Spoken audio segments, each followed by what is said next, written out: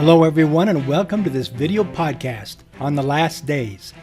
My name is David and the title of this episode is An Introductory Last Days Prophetic Timeline, with a subtitle, once again, of Timelines, Timelines, and More Timelines. This is episode 19. In this episode, we will work through an introductory last days prophetic timeline using our template with its 6 key parts or elements presented in our last episode. The purpose of this exercise is to not only familiarize you with this template, but to show you the ease with which gospel and prophetic themes can be woven together sequentially and across a prophetic timeline that highlights the coming of the Lord in these latter days. At the end of the last episode, I asked everyone to name 3 things that come to mind when you think of the last days. It probably would have been better had I asked everyone to name 3 worrisome things, because over the years, when I have asked this question, I have consistently received the following 3 worrisome replies far more than any others. And these 3 replies were as follows: coming judgments, the second coming, and the end of the world. Apparently, when it comes to the last days, these 3 replies or prophetic themes concern Latter-day Saints far more than any other worries. And I emphasize the word worries, because for most people, thoughts about the last days are worrisome. After all, if these last days weren't so worrisome, then why would the Lord make a point of saying, "See that ye be not troubled"? Apparently, a state of fear and being troubled are the default positions when one thinks of the last days. For it is even prophesied that in the latter days that all things shall be in commotion, and surely men's hearts shall fail them, for fear shall come upon all people. And yet, did not the Lord also say that if ye are prepared, ye shall not fear? But how does one prepare for what is coming? Well, first of all, one needs to be aware of what is coming our way before one can prepare for it. And that is where this introductory prophetic timeline comes into play. So let's turn to it now. Here then is our introductory prophetic timeline, which I have prepared in advance with a topical heading of The Last Days, and a subtitle of See That Ye Be Not Troubled. Notice that all 6 of our key elements are in play, including the reminder to color code our prophetic markers and to place our prophetic black box in its appropriate place along the timeline, with the important reminder that we will not be setting any future target dates. In any event, we are now ready to begin. So the first thing we want to do is clear out a few things. For example, there is no longer any need to label our 3 prophetic blockchains, since their presence is obvious. And we can set aside the color code reminder as well as the prophetic black box and target day symbol for now, and go ahead and add in our 3 prophetic themes, beginning with our first prophetic theme of coming judgments, then the second coming, and finally the end of the world. Now we should all be aware by now of the dynamic and complex nature of the signs of the times, and that these 3 prophetic themes could easily overlap each other, since in many respects all 3 of these prophetic themes take place concurrently, one with another. For example, the judgments that take place with the second coming of Christ and the destruction that comes with the end of the world are both major components of the coming judgments. Nonetheless, the sequential order I have laid out here is valid due to the fact that, obviously, the second coming precedes the end of the world, and, secondly, to the fact that we are going to purposely limit our prophetic theme pertaining to these coming judgments to those specific judgments which precede the second coming of the Lord, rather than those judgments which come along with it or directly after it. Our next step is to make room for our prophetic markers, of which there are 9. These 9 markers are 9 key elaborations, with 3 key elaborations for each theme, along with a reminder of the dynamic and complex nature of each prophetic marker or sign of the times. But before we lay down each of these prophetic markers, we need to establish the Alpha and Omega, or beginning and end of our prophetic time frame, by first designating September 21st, 1823, at one end of our time frame. This specific date was the day of Moroni's visit to the boy prophet, as recorded in Joseph Smith's history, chapter 1, verse 45, which reads, "He, Moroni, informed me of great judgments which were coming upon the earth, with great desolations by famine, sword, and pestilence, and that these grievous judgments would come on the earth in this generation." Since our first theme is coming judgments, it only makes sense to start with this announcement of Moroni, that great judgments were about to come upon the earth. And notice that he mentions 3 types of judgments. That is, famine, sword, and pestilence. And so we could easily use these 3 judgments as our first 3 prophetic markers, but we will hold off on that for a moment, as we need to establish the other end of our prophetic time frame first. And for this date, we will use the year 3000 plus AD, with the plus emphasizing the fact that this timeline extends beyond the year 3000 and to a time wherein it is recorded that there should be time no longer, as revealed in Revelation chapter 10, verses 5 and 6, which reads, "And the angel which I saw stand upon the sea and upon the earth lifted up his hand to heaven, and swear by him that liveth for ever and ever, who created heaven, that there should be time no longer." This means that this introductory timeline on the last days will cover a prophetic period or time frame of over 1,177 years, which takes us not only up to the very end of the 1,000-year millennium in the year 3000 AD, but potentially well beyond it as well. With this time frame having been established, we can now zero in on our first blockchain and prophetic theme, the coming judgments. Remember now, our goal is to make 3 key elaborations pertaining to each of our prophetic themes, beginning with the theme of coming judgments. Now it is up to us to decide upon the key elaborations we might happen to want to emphasize at any given time. But the assignment I gave to myself in this instance was to name, with scriptural support, 3 types of coming judgments. The first scripture to come to my mind was Joseph Smith's Bible translation of parts of Matthew chapter 23 and 24, as found in the Pearl of Great Price, and designated as Matthew chapter 1, verses 28 through 29. And which reads as follows, "And they shall hear of, first, wars and rumors of wars. Behold, I speak for mine elect's sake. For nation shall rise against nation, and kingdom against kingdom. Second, there shall be famines and pestilences. And third, earthquakes in divers places."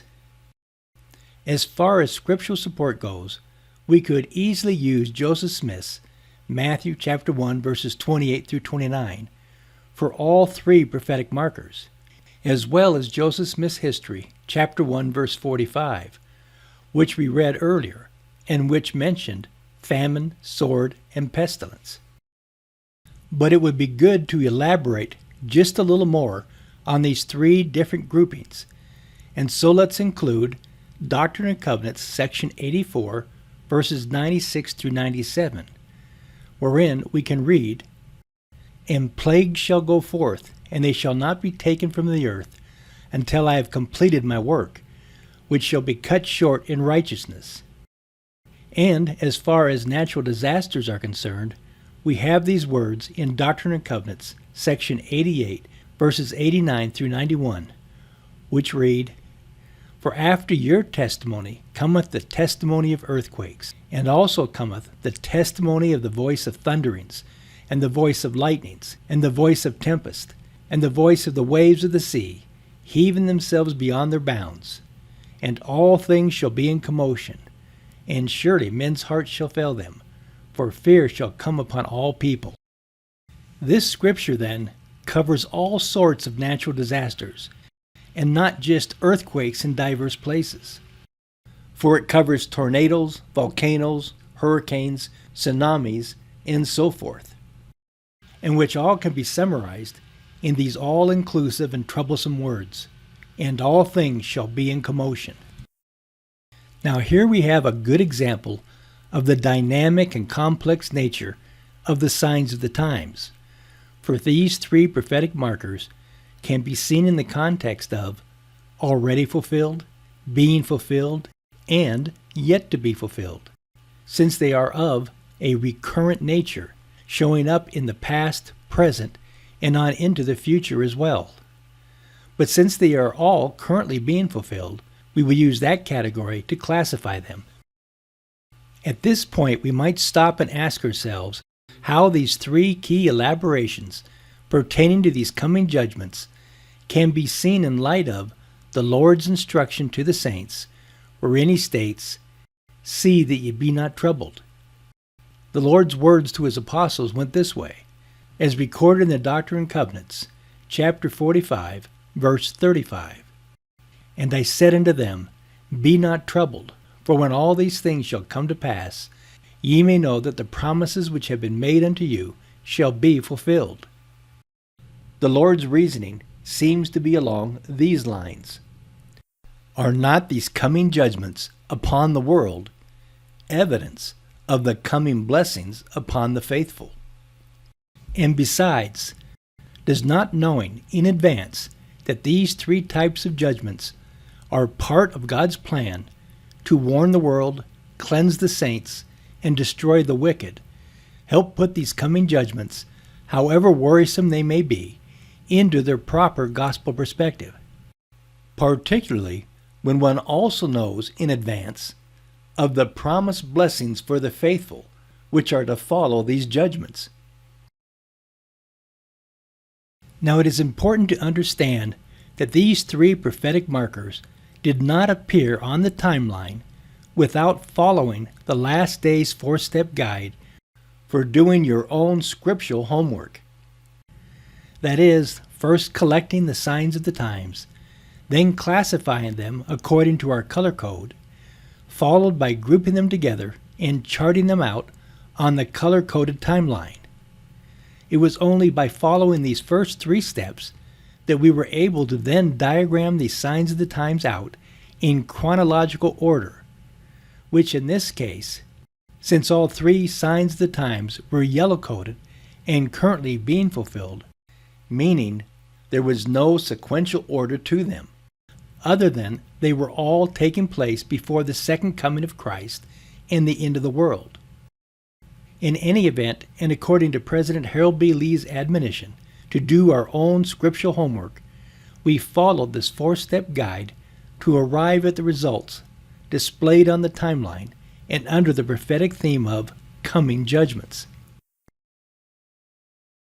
Now it is also important to note that while ultimately we are to rely upon our primary source, the Scriptures, to support each and every prophetic marker placed on the timeline, that does not mean that we do not consult or take advantage of our secondary sources, such as the three shown here. Notice that I took the time to search out, read through, and document the specific chapters that were applicable to these coming judgments in all three of these secondary sources, as well as the other 7 not shown here. This is an excellent way of creating your own secondary resource library based on prophetic themes, and is a great time saver when creating or updating a last days timeline. The point is that the scriptural homework was done to support my 3 prophetic markers pertaining to our theme of coming judgments, and that this included consulting my secondary sources as well. With our first three key elaborations under the prophetic theme of coming judgments completed, we can now move on to our second prophetic theme pertaining to the second coming. Again, our goal is to make three key elaborations pertaining to each of our three prophetic themes. And in this case, the assignment I gave to myself was to name, with scriptural support, the three major appearances of Christ's second coming. Now, for a full account of these three major appearances, you can go back and pull up episode 5, which was titled, But How Many Second Comings Are There?, with a subtitle of Appearances, Appearances, and More Appearances. So, in the nature of a review, let's run through each of these three appearances one at a time. First, the appearance to his temple in Zion, to the saints in Mount Zion. The scriptural support for this is Malachi chapter 3 verse 1, which reads, Behold, I will send my messenger, and he shall prepare the way before me. And the Lord whom ye seek shall suddenly come to his temple, even the messenger of the covenant, whom ye delight in. Behold, he shall come, saith the Lord of hosts. Second, the appearance on Mount of Olives, to the Jews in Jerusalem.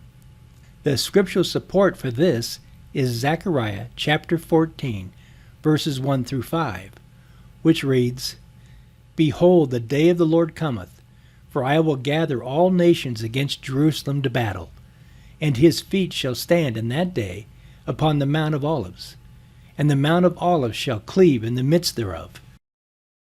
Third, the appearance in the clouds of heaven, to the whole world. The scriptural support for this is Matthew chapter 24, verse 30, which reads, And then shall appear the sign of the Son of Man in heaven, and then shall all the tribes of the earth mourn, and they shall see the Son of Man coming in the clouds of heaven, with power and great glory. And so we see that the scriptures speak of multiple appearances on multiple occasions to multiple peoples. First to the saints, second to the Jews, and third to the world. Now, none of these three major appearances have taken place, and so we can confidently color code them green, that is, as yet to be fulfilled.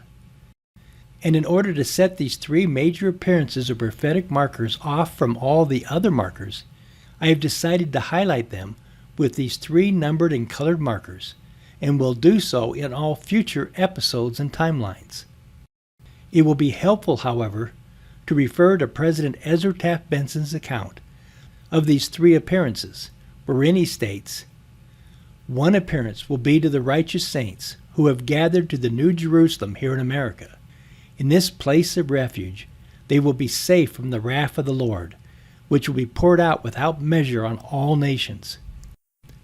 Another appearance of the Lord will be to the Jews, to these beleaguered sons of Judah, surrounded by hostile Gentile armies, who again threaten to overrun Jerusalem. The Savior, their Messiah, will set his feet on the Mount of Olives. Yet another appearance of Christ will be to the rest of the world. Here is his description of his coming. The Lord shall be red in his apparel, and his garments like him that treadeth in the wine vat. And so great shall be the glory of his presence, that the sun shall hide his face in shame, and the moon shall withhold its light, and the stars shall be hurled from their places.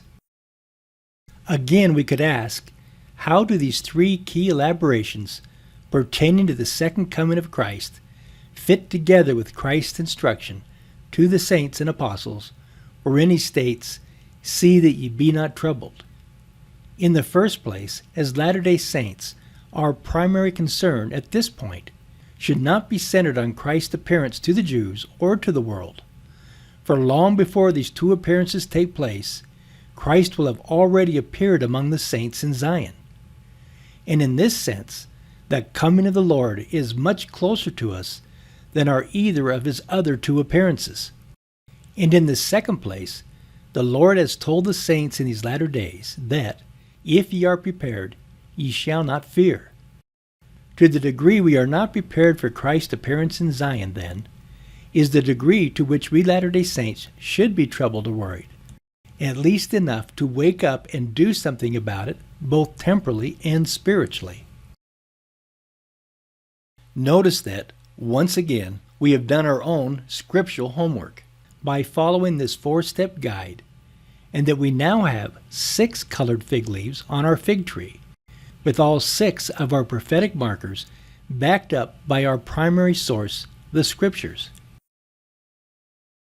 Again, notice that I took the time to search out, read through, and document the specific chapters that were applicable to the second coming and these 3 major appearances of Christ in all my secondary sources. The point is that the scriptural homework was done to support my 3 prophetic markers pertaining to our theme of the second coming, and that this included consulting my secondary sources as well. With our second 3 key elaborations under the prophetic theme of the second coming of Christ completed, we can now move on to our 3rd prophetic theme pertaining to the end of the world. Again, our goal is to make 3 key elaborations pertaining to each of our prophetic themes. And in this case, the assignment I gave to myself was to name, with scriptural support, the 3 different meanings of the end of the world. There are at least 3 different senses in the scriptures in which the end of the world is referred to or associated with. The first and most familiar of which is the destruction of the wicked. If we turn to Joseph Smith's translation, we can read in Matthew chapter 1, verse 4, the following: "And as he sat upon the Mount of Olives, the disciples came unto him privately, saying, What is the sign of thy coming, and of the end of the world, or the destruction of the wicked, which is the end of the world?" A second meaning of the end of the world is reference to the last great day of judgment. If we turn to D&C chapter 19, verse 1 through 4, we can read the following: "I am Alpha and Omega, Christ the Lord, retaining all power, even to the destroying of Satan and his works at the end of the world, and the last great day of judgment, which I shall pass upon the inhabitants thereof." Notice that along with the destroying of Satan and his works, that the last great day of judgment is also associated with the end of the world. A third meaning of the end of the world is in reference to the scripture which states that the heavens and the earth shall pass away. If we now turn to Doctrine and Covenants chapter 45, verses 21 through 23, we read the following: "Ye say that ye know that the end of the world cometh. Ye say also that ye know that the heavens and the earth shall pass away.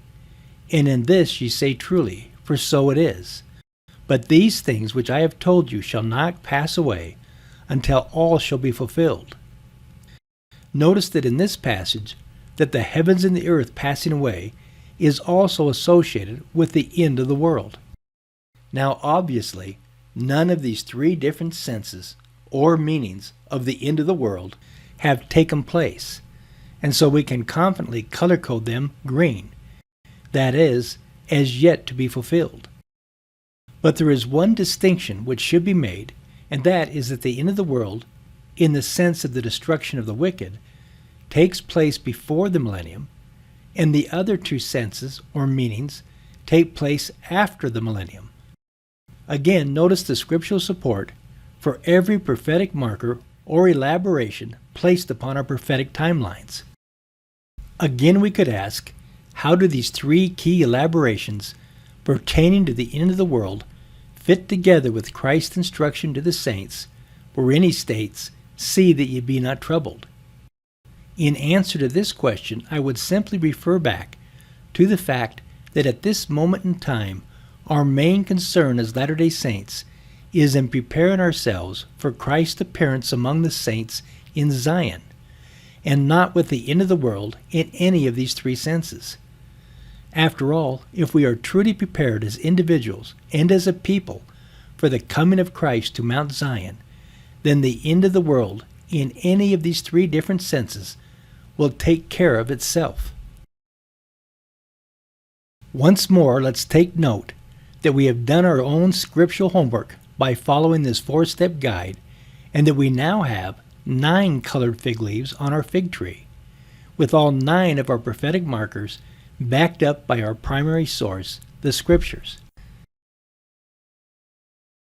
Once again, notice that I took the time to search out, read through, and document the specific chapters that were applicable to the end of the world and its 3 different distinctions in all my secondary sources. And so we see that, once more, the scriptural homework has been done to support my 3 prophetic markers pertaining to our theme of the end of the world, and that this included consulting my secondary sources as well. With all our 9 prophetic markers, or key elaborations, in place, we can make a quick synopsis of all 3 prophetic themes by first being aware that when it comes to the coming judgments that we Latter-day Saints may expect all things to be in commotion. And as to the second coming of Christ, we Latter-day Saints may also be looking for the coming of the Lord in a sequence of 3 major appearances, first to the saints, then to the Jews, and finally to the world. And as to the end of the world, we Latter-day Saints will now be aware of the 3 different senses that are applied to this phrase, and that there is a sense in which the end of the world takes place before the millennium, and 2 senses that take place after the millennium. In any event, with all these 9 markers color-coded and laid down in sequential order, we are now prepared to first identify where we are in this particular prophetic timeline, and then to add our final 2 key elements to this timeline as well. Obviously, we can identify where we are in the year 2022 and in relation to this particular prophetic timeline by simply locating the yellow-coated fig leaves, which represent those signs of the times that are currently being fulfilled in our own day, and which are leading up to the second coming of Christ and, ultimately, to the end of the world in all 3 of its different senses. We can also place our prophetic black box by placing it strategically between the yellow-coated fig leaves and green-coated fig leaves, which is our way of acknowledging 2 big unknowns. First, the accuracy of God's 6,000-year timeline, and secondly, as to how many future signs of the times are yet to be fulfilled. These 2 big unknowns make it impossible for anyone other than the prophet of the Lord to assign future target dates to any of the signs of the times that are yet to be fulfilled. Before closing out this slide, let us point to the subtitle of this last day's introductory timeline, wherein the Lord declared, "See that ye be not troubled," and remind everyone that our number 1 concern as Latter-day Saints at this particular point in time is to be watching, praying, and looking forth for the coming of the Lord to the saints in Mount Zion, and hence our emphasis on we Latter-day Saints being Mount Zion ready in both a temporal and spiritual sense. We have now completed our introductory prophetic timeline by utilizing all 6 of our key parts or elements within our template. Imagine the benefits of using this last day's introductory prophetic timeline as a teaching tool for introducing one's class, students, or family to the last days, with the emphasis on these 3 gospel or prophetic themes, and in this sequential order. One of the benefits is that one is illustrating all 6 elements of the template at the same time one is walking through this timeline with one's class or family. Another benefit is that in emphasizing the importance of prophetic themes and prophetic markers, along with our emphasis on the prophetic black box, one can be de-emphasizing and defusing all the hype and hysteria associated with setting future target dates and getting caught up in doomsday countdowns. In any event, with this template available, we Latter-day Saints can now start incorporating this format for teaching gospel and prophetic themes together, and with the added emphasis on the second coming of Christ. We end then with another prophetic timeline alert by noting that there are 3 worrisome things which come to mind when one thinks of the last days. Can you name them, and how it is that we are not to be troubled?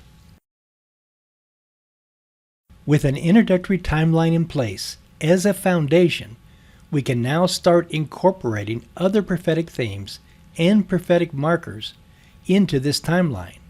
And so it should not surprise you that our next episode, episode 20, is titled Incorporating the 10th Article of Faith into Our Timeline, with a subtitle, once more, of Timelines, Timelines, and More Timelines. Thank you for watching. Push the like button if you enjoyed this episode, and be sure to push the subscribe button. Until next time, stay vigilant, for you know neither the day nor the hour of his coming.